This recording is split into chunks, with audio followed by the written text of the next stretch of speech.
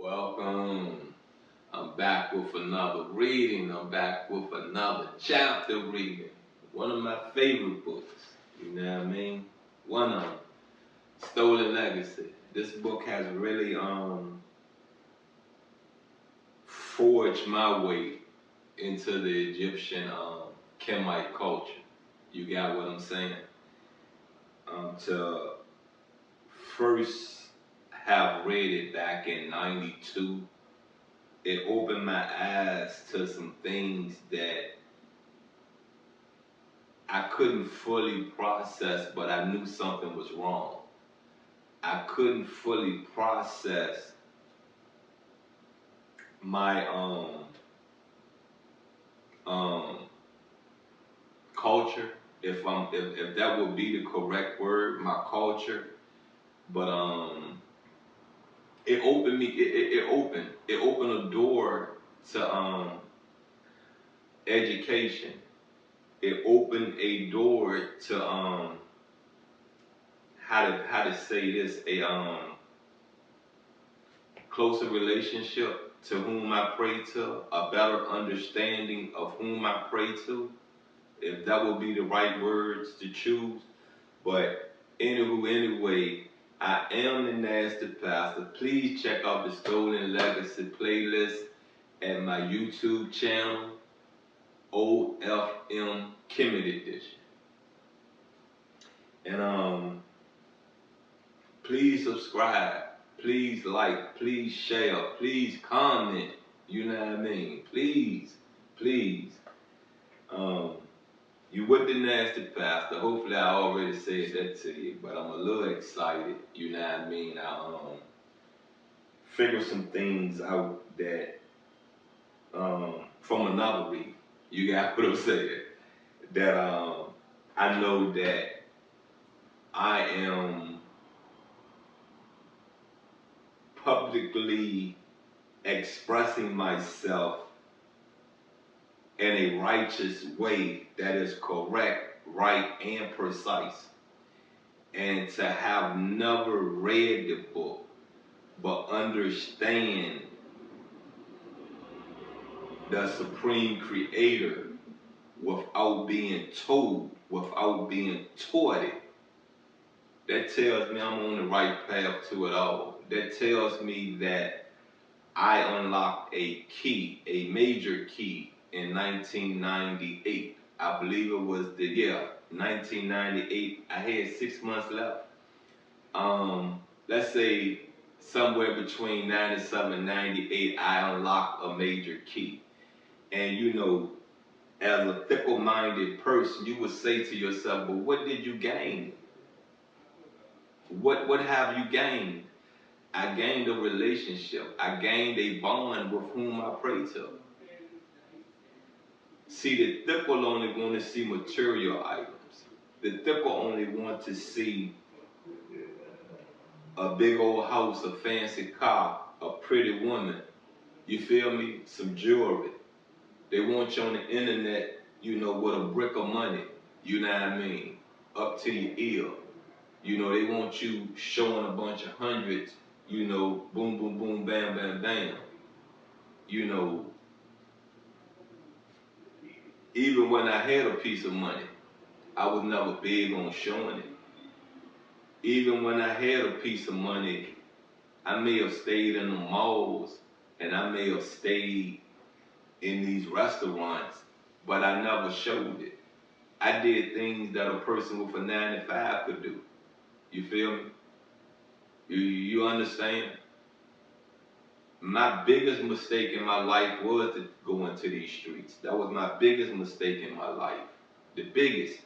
You got me? The biggest learning experience I got was going in these streets. You understand what I'm saying? Going in these streets led me to being anointed. Going in these streets led me to a closer bond, a closer relationship to whom I pray to. But look at the sacrifice I made that man won't let me forget. You get it? In this reality, excuse me, man will not let me forget that mistake. those mistakes. Let's say it that way. Those mistakes.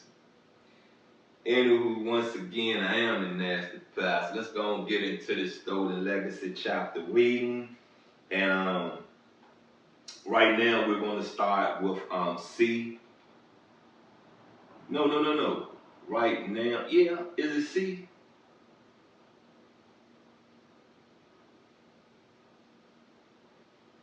Yeah, we're going to start with chapter 4.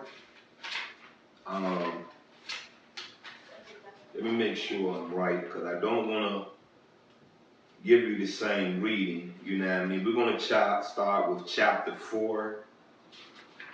Yeah, I'm going to have to start marking these also. But we're going to start with chapter 4, part C. And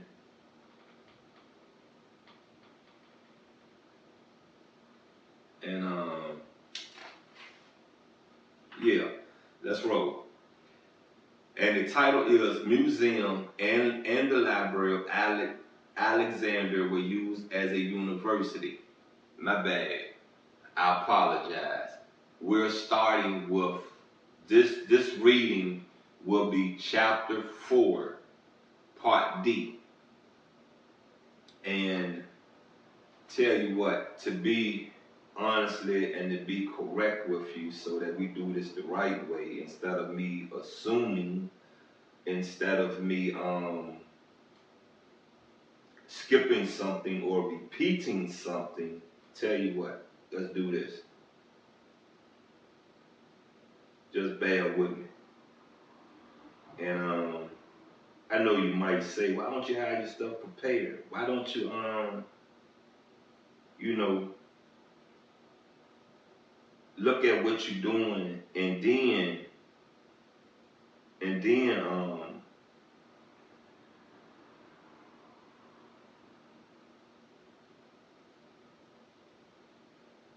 then figure your chapter readings, you know what I mean? And I must say this to you, that we are on part D. So the title of part D will be a military policy of the Greeks to commandeer information from the Egyptians was put in operation. I'm going to read that to you again. We are in chapter 4, part D. A military policy of the Greeks to commandeer information from the Egyptians was put in operation. One of the military policies adopted by the Greek military authorities at Alexandria was the issue of commands to the leading Egyptian priests for information concerning the Egyptian history, philosophy, and religion. As a custom, this is no less ancient than modern, since it is also a custom in modern times for victorious armies to confer with the men of science of an invaded country in order to discover whether or not there is anything new in the field of science which they might possess. We would recall how at the end of World War II, the American scientists conferred with the Japanese scientists at Tokyo. Now, we know Greeks, we know Alexander the Great was a Greek, right? You feel me? So I'm going to read this title to you again. A military policy of the Greeks to commandeer information from the Egyptians was put in operation.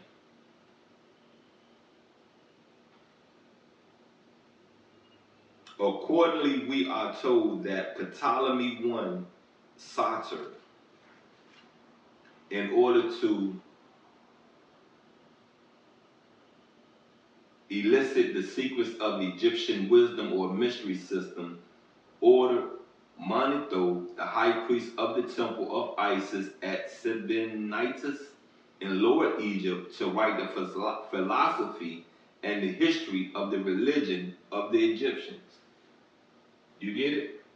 You get it? There was so much education and knowledge in Upper Africa that, they wanted to it resulted to them coming in, invading and taking it. You got what I'm saying? And controlling it. You know, we were so far ahead of the rest of the world and so powerful in the things we knew and things we created that, you know, no other culture could compete. You got what I'm saying? No other culture could compete. You know, you had to come to where life began, where history began to understand where you're going tomorrow.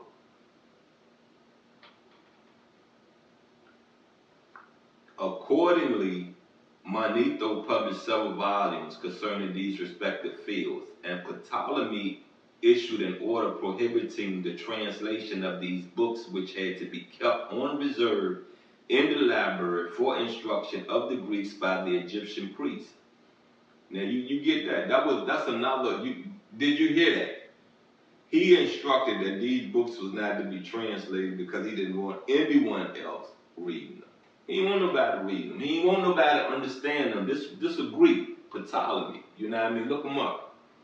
He was a nasty man. I saw a movie about him, you know, and Ptolemy was a nasty man. I believe he was before what that man name? What that man name? He was before what the man name? Because it's a city in Rome named in Europe named after him. Pompey. Pompey came after him. Ptolemy was running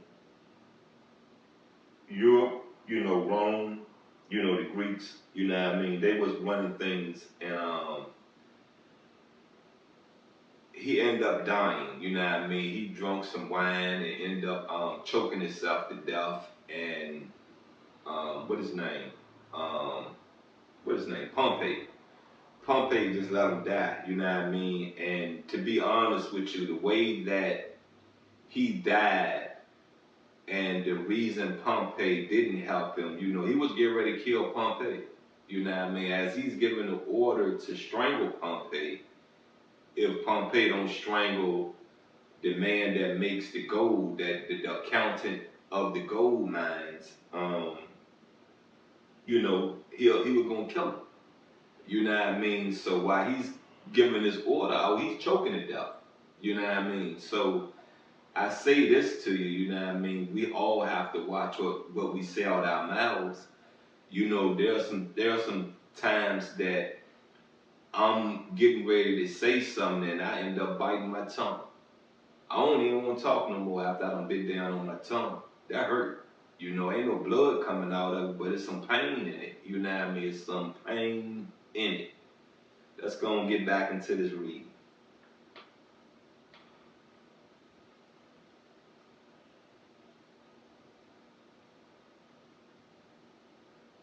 Here it becomes quite clear that the first professors of the Alexandrian school were the Egyptian priests, and that the scholars and pupils of Aristotle transferred school received their training directly from the Egyptian priests.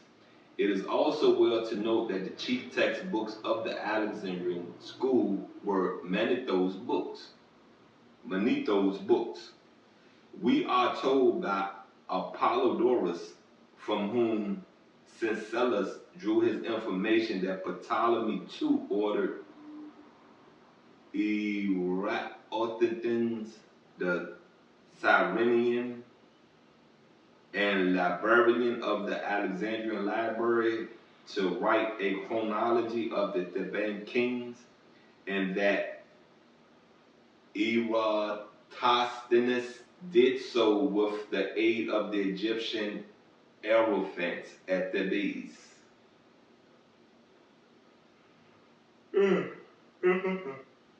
Apologize. Furthermore, it became the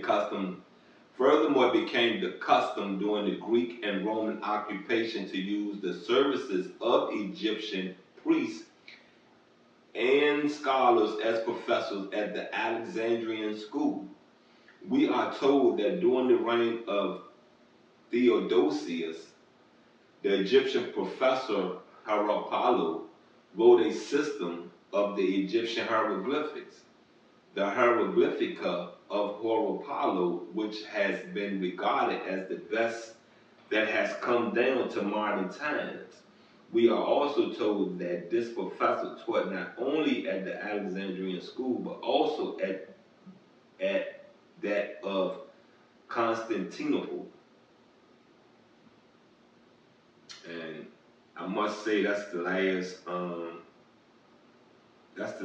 part of this, you know what I mean? That's not the last part of the chapter, but that's the last part of D. And I want to say that, we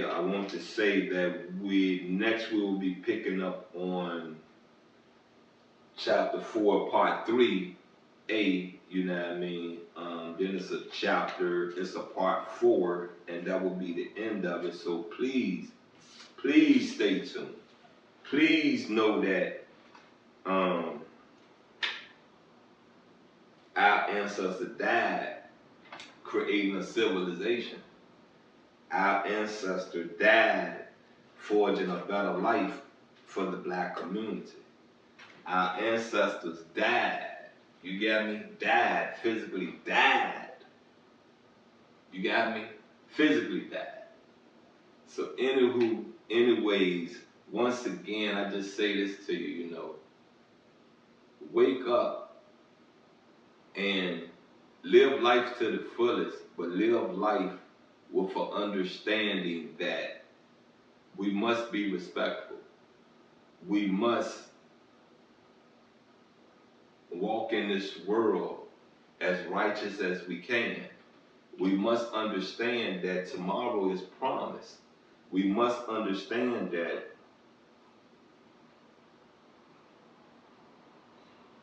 you have to keep trying, and you have to keep trying. You can't give up. None of us are perfect, but we can strive to be perfect. You understand what I'm saying? Jesus won't even be perfect, but I see Jesus as the blueprint to heaven. I really do. I really do. I don't believe no man upon this earth is perfect. You got what I'm saying? So grab a hold of some things that you need in your life to make it through. Please do so. And look, I'll be back next week with another reading. I'll be back next week to enlighten you more, to educate you more. And I really hope you have subscribed, you have liked, you have commented, you have shared my YouTube channel, OFM Kemet Edition. If not, you got time to do so. Peep this. I love you. You hear me? The nasty pastor love you. And I'm out.